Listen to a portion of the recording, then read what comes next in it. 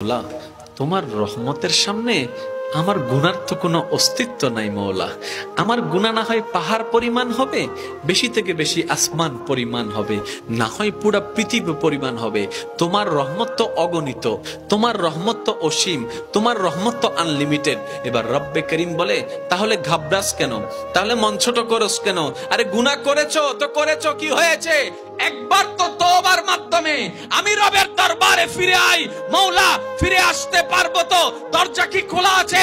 রব্বে করিম বলে, মরণের আগ পর্যন্ত, কিয়ামতের আগ পর্যন্ত, সূর্য পশ্চিম আকাশে ওঠার আগ পর্যন্ত দরজা খোলা আছে, দরজা খোলা আছে, দরজা খোলা আছে।